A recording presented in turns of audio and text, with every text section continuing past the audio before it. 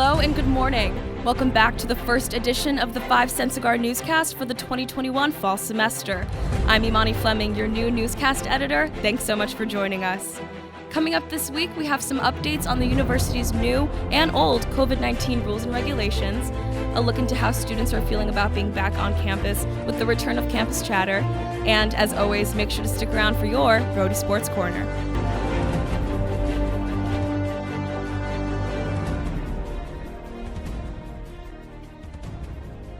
On May 20th, the University of Rhode Island announced a community-wide vaccine mandate for students, requiring all students planning to be in person on any URI campus to have received a COVID-19 vaccination. URI also made vaccine exemptions an option for students with approved medical or religious reasons.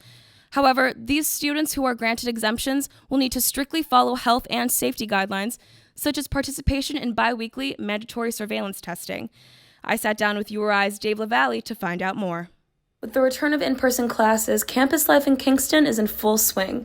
Students are once again able to dine indoors and are free to remain maskless while outside. But there are still plenty of COVID-19 regulations to follow to ensure community safety. URI's Assistant Director of Communications, Dave LaValle, tells us more. The newest thing, in addition to the vaccine mandate for students, is we now have a vaccine mandate for faculty and non-classified staff. Just like students, they have to provide proof of vaccination by October 15th, or they have to have an approved exemption. According to an email sent by the university on August 23rd, all URI students with an approved COVID-19 vaccine exemption are required to undergo biweekly testing. Anybody who has an exemption has to get tested twice a week. We also want faculty, staff, and students to continue to get tested just so that URI Health Services and the university as a whole can see what's happening with the illness. URI's COVID task force reported 99.3% of students are fully or partially vaccinated or have an approved exemption. That's pretty good. So that's 99% of our folks, our students are compliant with what we asked them to do. So that, to me, that is a really strong indicator of people's willingness to comply with our health and safety mandates and policies here. Students who have submitted a religious or medical exemption form for the vaccine mandate must also complete an acknowledgement form that can be found on the university's health services site. People need to know if they get an exemption, they also have to, in addition to filling out the form for the exemption, there's a second document they have to sign, and that's called an acknowledgement form. And in that form, they have to acknowledge the risks, both to themselves and others, if they don't get the vaccine. If you get an exemption, it's not like we're just saying, oh, here you go. No, you have to know that these are the risks you're taking. LaValle says URI's COVID-19 task force is devoted to continuing the work required to ensure a healthy and safe semester ahead. I think most people on the committee, on the task force, are just excited that we're back. And I think everybody's really committed to keeping URI safe and in full operation. Imani Fleming reporting, 5 Zangari News. Fully vaccinated students and employees no longer need to participate in routine surveillance testing. However, diagnostic testing for symptomatic or exposed students is still available at health services and in the Memorial Union 7 days a week.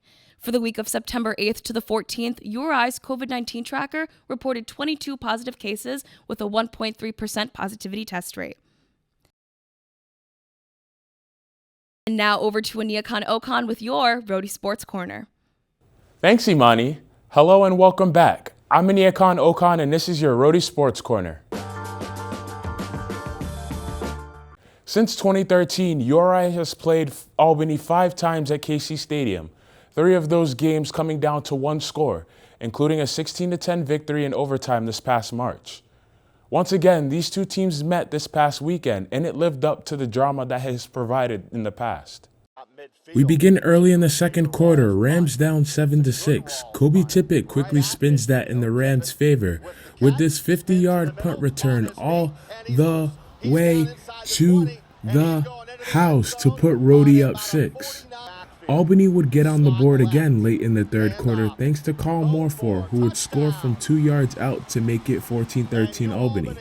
On the ensuing possession, Rhody retakes the lead after CJ Carrick knocks in this field goal from 35 yards out.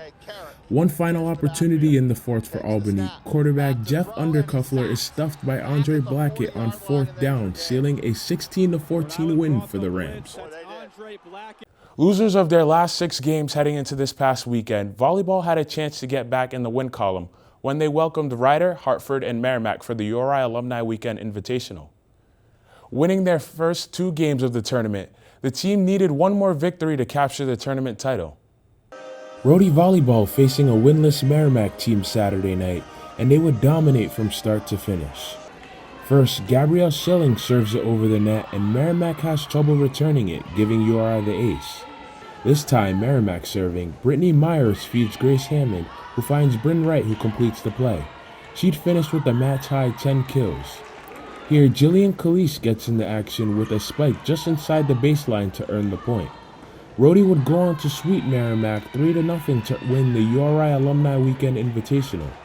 Coach Angel Agu commended her team for playing their way throughout the tournament. But this tournament was a huge testament to, okay, are we going to focus on what we worked on in practice?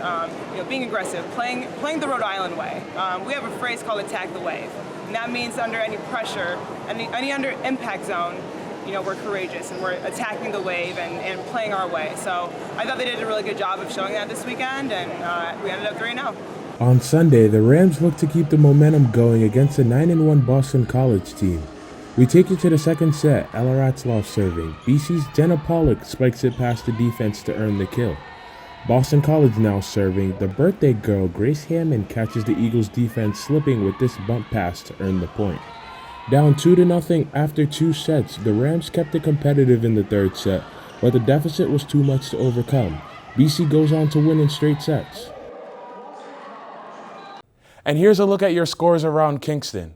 Women's soccer captured their first win of the season last Thursday, beating Holy Cross 1-0. Men's soccer followed that up with a 2-1 win at Merrimack. And a special shout out to the men's and women's cross-country teams that opened up their season with third-place finishes at the Nasani Invitational. That's it for this week's Rhody Sports Corner. Back to you. For many URI students, this semester is their first return to in-person learning in almost 2 years. Campus is once again buzzing with excitement as classmates and friends are reunited, and Rhody pride is stronger than ever. Erin Brown talks to students about how they're feeling in this week's Campus Chatter. Welcome back, Rhody fam, and welcome back to Campus Chatter, our first one in 2 years. I'm your host, Erin Brown, and today we're going to go ask students how are they feeling about being back on campus and in-person classes for the first time since the COVID-19 pandemic. Let's go! What's your name? Josh Quinn. What grade are you? I'm a senior. Wow, this is a sad day for the slackline community. So, tell us, how do you feel about being back on campus? I'm a little anxious, but also super excited because I get to see people again. I get to help more people learn how to slackline. I'm just excited for a campus community to start up again. Right. Welcome back. Here we have some new bloods. What are your names?